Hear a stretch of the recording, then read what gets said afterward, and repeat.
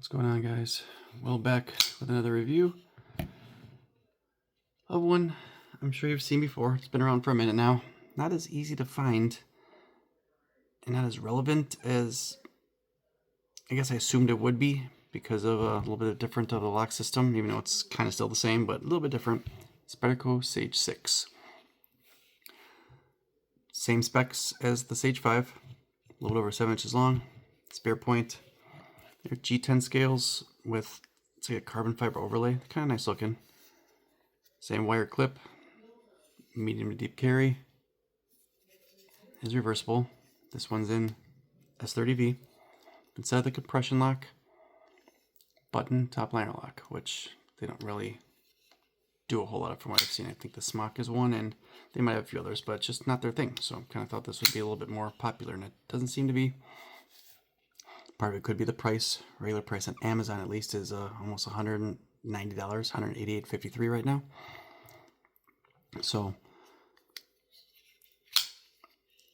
it works fine. I mean, it works as good as any other one.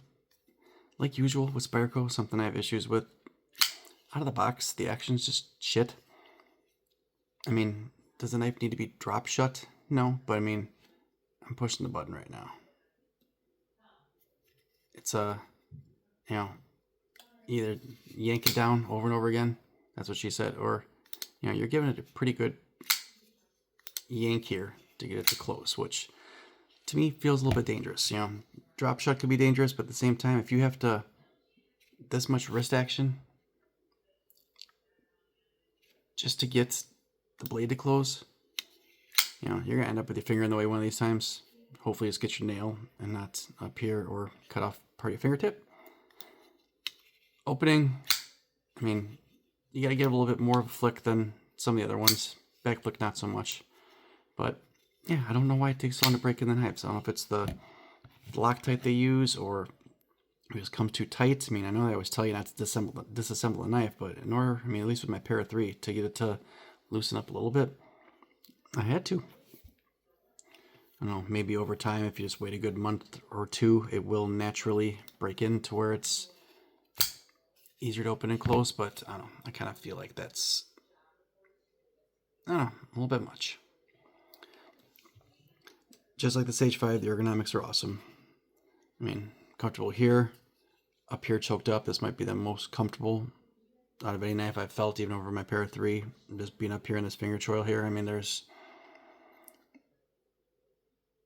yeah, it's kind of hard to explain unless you've held it there, but it's just, it feels like that's where you're supposed to be. So this won't be a long review because there's not much different between the two. Button lock technically I think is easier to get to than the compression lock, just because as soon as your thumb naturally is right here as opposed to coming back here for the compression lock.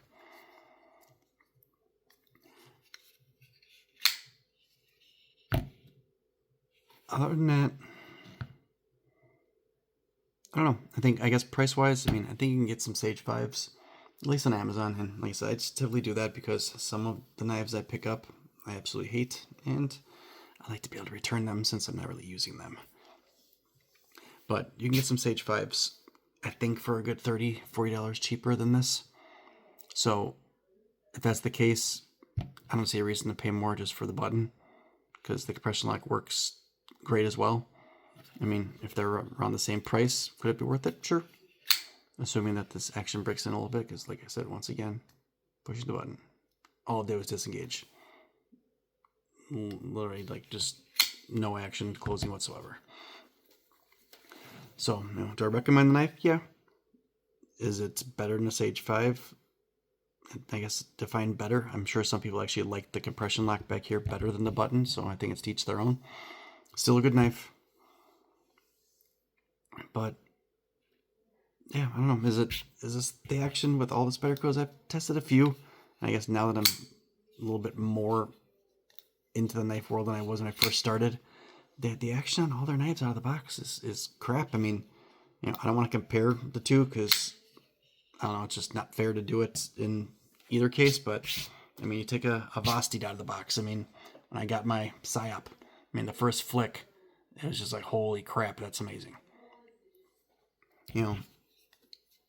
but you don't get that feeling out of these. Now, my Pair 3 that I've, as I call it, pimped out with some new scales and stuff like that. You know, now that I've done that, I mean, this does drop shut, but it drops shut because I got it to drop shut.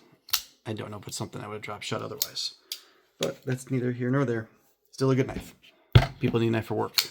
I don't think they care about it dropping shut, about how awesome it feels to fidget with or to open and close. And I get that.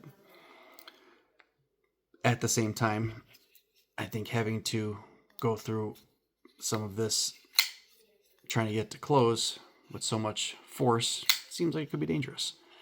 I mean, if you can't get it to open and close with just one hand naturally easily, might as well just get a slip joint at that point. I mean, but who knows? Maybe after a week or so, anybody that has this knife will tell me, you know, it's broken in, it's fine, just give it a little bit of time. Okay, if that's the case, then everything I'm saying is just whining and unnecessary. So, still a good knife. If you can get the Sage 5 cheaper, just get the Sage 5. Otherwise, this is a good knife as well. Like the video, subscribe, let me know what you want to see. I got one guy who wants a free knife constantly. Don't think he's commenting on anything other than asking for a free knife, but hey, keep commenting on the free knife. Maybe one day it'll happen. Other than that, thanks for watching. I'll see you in the next one. Take it easy.